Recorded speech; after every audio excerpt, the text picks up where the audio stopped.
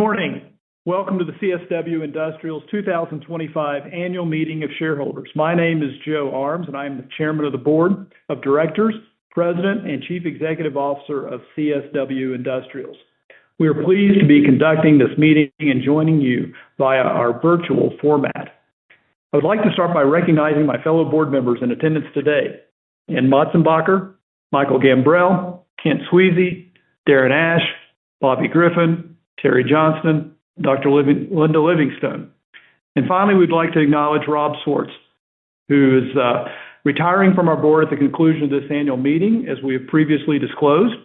Rob was one of our 5 original board members when we became an independent public company in September 2015, and he has served as our lead independent director continually since that time. Rob has contributed meaningfully. It would be hard to overstate how he has been involved in making our company what it is today. And we honor him in this milestone with gratitude, and we thank Rob for his 10 years of distinguished service and leadership to CSW Industrials. Next, I'd like to introduce the executive officers of CSW Industrials that are in attendance today.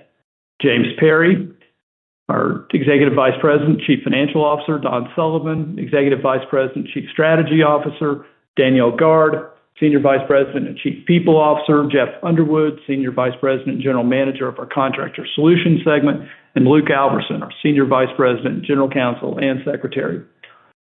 Also in attendance are representatives from Grant Thornton, our independent registered public accounting firm, including Chris Franklin, our lead audit partner.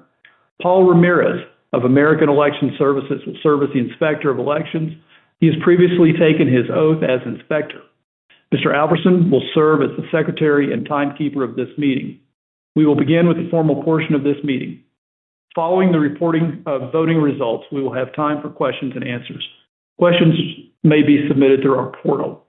Questions will be addressed either during the meeting or in a separate follow-up. As the Chairman, I call this meeting to order. A copy of the meeting agenda and rules of conduct are available for your reference within this virtual meeting portal. I will now turn it over to Mr. Alverson to report on the mailing of the meeting notice and the presence of a quorum. Thank you, Joe, and good morning, everyone. The list of shareholders of the company entitled to receive notice of and to vote at this meeting is available for review within this virtual meeting portal. The list is certified by Equinity Trust Company, LLC, the company's registrar and transfer agent, as of July 10th, 2025, the record date set for this meeting. Also available within this virtual meeting portal are: 1, the notice of and proxy statement relating to this 2025 annual meeting of shareholders, both dated July 17th, 2025, as well as 2, an affidavit of distribution signed by Broadridge, the mailing agent for this meeting, dated July 23rd, 2025, which confirms that the company's annual report, notice of annual meeting of shareholders, proxy statement, and proxy card were all made available through virtual means or mail to each shareholder of record on the record date beginning on July 17th, 2025. There are present in person or by proxy the holders of at least 15,708,253, or 93.5% of the total shares entitled to vote at this meeting. Accordingly, a quorum is present. This meeting is now convened for the purposes of transacting business properly brought before it. Joe? Thank you, Luke. The next order of business is a brief description of the matters properly brought before this meeting. Shareholder proposals and director nominations should have been submitted by May 17, 2025. All proper proposals are listed on the meeting agenda and are described in the proxy materials.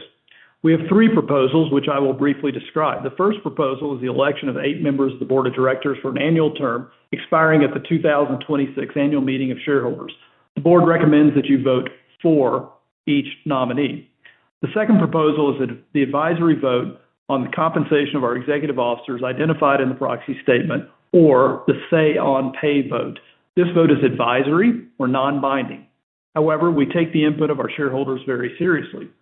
The board recommends that you vote for this proposal too.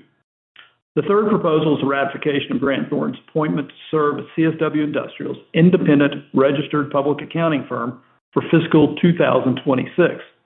The board recommends that you vote for this proposal. We will now move on to voting. If you previously voted on the internet or by telephone, or if you delivered your proxy card, your shares will be voted accordingly, and you do not need to vote today unless you wish to change your vote. The polls are now open for voting. If you wish to vote your shares or change a previously cast vote, you may do so by following the voting instructions within this virtual meeting portal. We will now pause for approximately 1 minute to allow for the completion of voting. The polls will be closing momentarily. If you intend to vote at this meeting, please do so now. The polls are now closed. I will now ask Mr. Alverson to report on the preliminary voting results. Thank you, Joe. I am pleased to share the following preliminary voting results. For Proposal 1, 14,691,507 shares were voted on this proposal.